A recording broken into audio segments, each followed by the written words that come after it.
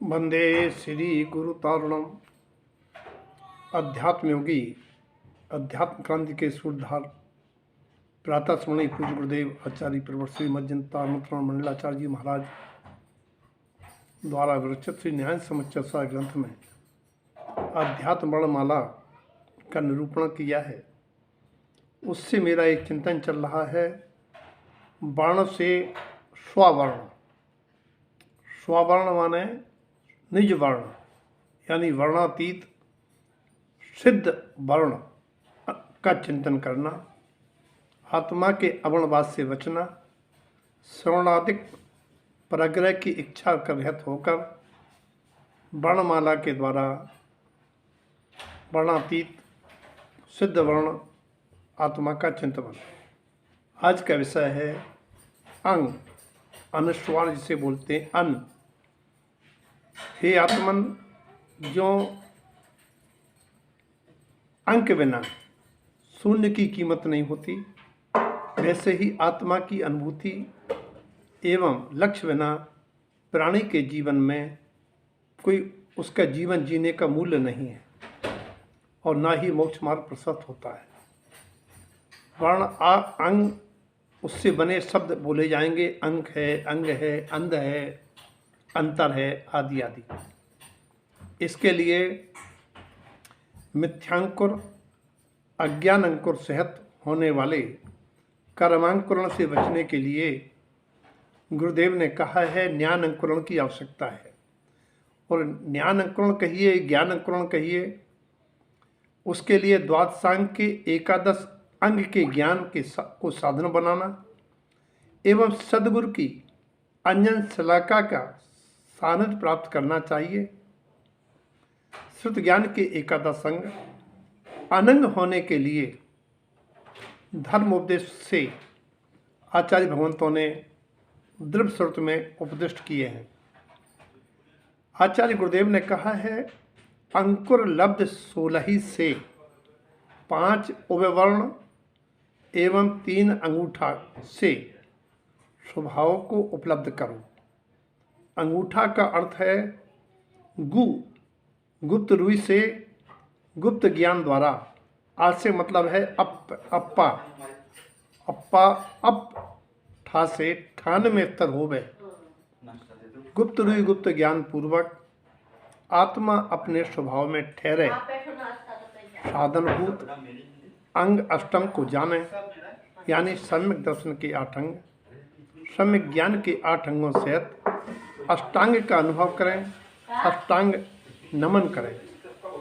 अंगोपांग के दुरुपयोग से बचें ताकि आगामी पर्याय अंगोपान विहीन न होने पावे। दुनिया तो पूर्वबद्ध कर्म के उदय से अंगारे उछालती ही है, यहाँ तक कि अंगारों से भरा अग्निकुंड भी तैयार करती है। लेकिन हे भपात्माओं, तुम कभी अंगारे मत उछालना और अंगरिया के समान, कंडे की आग को अंगरिया कहते हैं, अंगरिया के समान वक्र पथ पर पग मत धरना, यानी कभी किसी के साथ दगा छल कपट नहीं करना, वरना षष्टम काल के 7 दिनों में होने वाली अंगारों की वृष्टि, जिसमें देह लीला समाप्त होती है, वो पर्याय पाओगे अंगारे उछालने से। और अंजन की तरह निरंजन पथ को निर्भ्रांति रूप से स्वीकारो तथा अंजना सती की तरह लांछन लगने पर भी धैर्य धारो, चिंतन करो, यह भी चला जाएगा। ज्ञानंजन शलाका हेतु गुरु आशीष को अंजुरी प्रसार कर ग्रहण करो। और अन्न अक्षर से है अंडा, अंडा। जैसे मछली अंडे की सूरत रखते हैं तो अंडा से जाता है, ऐसी प्राणी कहीं भी व्यस्त रहे आत्मा की सूरत उसे रखना चाहिए। और अंडज जन्म से बचना चाहते हो तो अंडज चेल त्यागो। व्यवहार में असंख्यात जीवों के वध से निर्मित कोसा सिल्क पहनना छोड़ो और अंतरंग में अशुभ परिणामों और अंतरंग डगमगाहट अशुद्ध भावों को त्यागो। आभ्यंतर बाभ्यंतर बाह्य एक समान रखो, यानी अंतर बाहर एक सा हृदय विचारधारा प्रणति रहना चाहिए। मन में कुछ और वचन में कुछ और ऐसा नहीं होना चाहिए। और अंतर जरूर समझो, सांचे झूठे में, स्वभाव विभाव में, सेव असेव में, करनी अकरनी में। कथनी करनी का अंतर समाप्त करो। अंतरंग मलिनता तुम्हें अंतर दीपज मलेच्छ बना सकती है, ये भी मत भूलना। और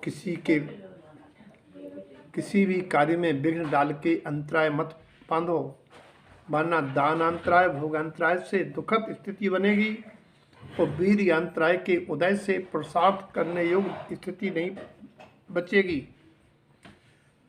अंधों की बात मत मानना, अंधों का संग मत करना, क्योंकि अंधे के बताए मार्ग पर चलने से गंतव्य की प्राप्ति नहीं होगी, अपितु अंधकूप ही जा पड़ोगे।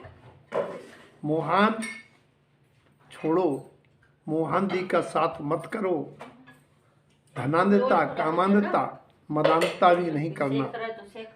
और अंबर कहिए आकाशवत निर्मल स्वभाव को प्रगटाने के लिए 10 दिशाओं के अंबर धार लो।